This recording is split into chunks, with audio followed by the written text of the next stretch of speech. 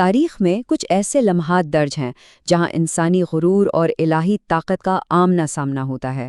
یہ کہانی ہے ایک ایسی ہی طاقتور فوج کی جس کی قیادت جنگی ہاتھی کر رہے تھے، اور ایک مقدس عبادت گاہ کی جو ان کے راستے میں کھڑی تھی۔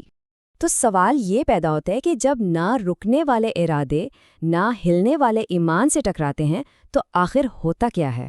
آئیے اس تاریخی واقعے کی گہرائی میں چلتے ہیں۔ اچھا، تو کہانی کا پہلا باب ایک بہت بڑی فوج کے عظیم عزائم سے شروع ہوتا ہے۔ یہ ایک ایسی طاقت تھی جو سمجھتی تھی کہ اس کے راستے میں آنے والی ہر چیز ختم ہو جائے گی۔ ذرا تصور کریں، عرب کے وسیع اور اس صحرا میں ریت کے ٹیلوں پر ایک بہت بڑی فوج آگے بڑھتی چلی آ رہی ہے۔ یہ کوئی معمولی لشکر نہیں تھا، اس کی قیادت ابرہا نامی ایک طاقتور حکمران کر رہا تھا، اور اس کا ہدف صرف ایک تھا، مقدس کعبہ کو مسمار کرنا۔ اس فوج کی طاقت کا اندازہ لگانا مشکل تھا۔ ان کی صفوں میں بڑے بڑے جنگی ہاتھی تھے جن کے قدموں سے زمین لرز اٹھتی تھی۔ ہزاروں سپاہی روایتی زرہ بختر میں ملبوس، ان کے جھنڈے تیز ہوا میں لہرا رہے تھے، اور ان کے قدموں سے اٹھنے والا گرد و غبار کا طوفان آسمان پر چھا رہا تھا۔ لیکن جس منزل کی طرف یہ فوج بڑھ رہی تھی وہ اس کے بالکل برعکس تھی، یعنی مکہ میں واقع خانہ کعبہ، جو سکون اور امن کی ایک جیتی جاگتی علامت تھا۔ یہ دو الگ دنیاؤں کا ٹکراؤ تھا۔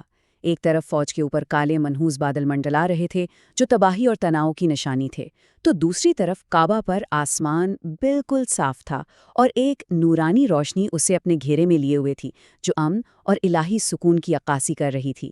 جیسے ہی یہ دونوں مخالف قوتیں ایک دوسرے کے قریب پہنچیں، تناؤ اپنے عروج پر پہنچ گیا۔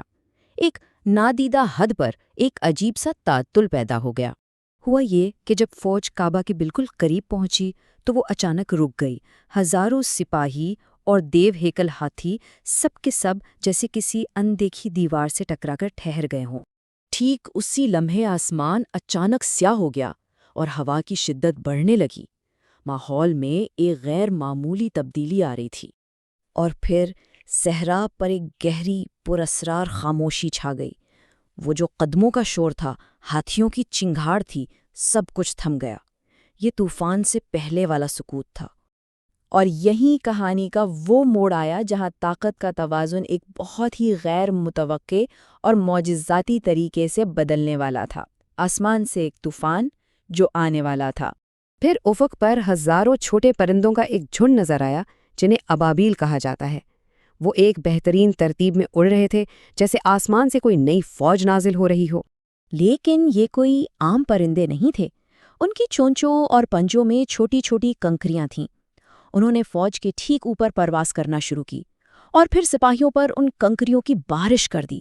بس پھر کیا تھا، دیکھتے ہی دیکھتے اس عظیم لشکر میں افراتفری اور خوف پھیل گیا۔ وہ طاقتور فوج مکمل طور پر بکھر گئی۔ سپاہی گرنے لگے اور دیو ہائیکل ہاتھی خوف زدہ ہو کر بھاگنے لگے اور اپنے ہی سپاہوں کو کچلنے لگے۔ وہ طاقت جس پر اتنا گھمنڈ تھا چند لمحوں میں ختم ہو گئی، اور اس کے بعد جو منظر تھا وہ غرور اور اس کے انجام کا ایک حتمی خاموش فیصلہ کا۔ ذرا اس فرق کو دیکھیں۔ حملے سے پہلے یہ ایک نہ رکنے والی قوت تھی، جنگی ہاتھی، زرہ بختر میں ملبوس سپاہی، اور حملے کے بعد صحرا میں صرف تباہی اور بکھرے ہوئے ہتھیار باقی تھے، اور ہر طرف ایک گہری خاموشی چھا گئی۔ آخر میں آسمان صاف ہو جاتا ہے اور سورج کی روشنی خانہ کعبہ پر چمکتی ہے، جو بالکل محفوظ اور اپنی جگہ پر قائم تھا۔ یہ الہی حفاظت کی ایک بہت ہی طاقتور علامت تھی۔ تو یہ واقعہ ہم سب کو ایک گہرے سوال پر غور کرنے پر مجبور کرتا ہے کہ طاقت کا اصل پیمانہ آخر ہے کیا؟ کیا یہ فوجوں اور ہتھیاروں میں ہے، یا پھر کسی اعلیٰ طاقت پر ایمان میں؟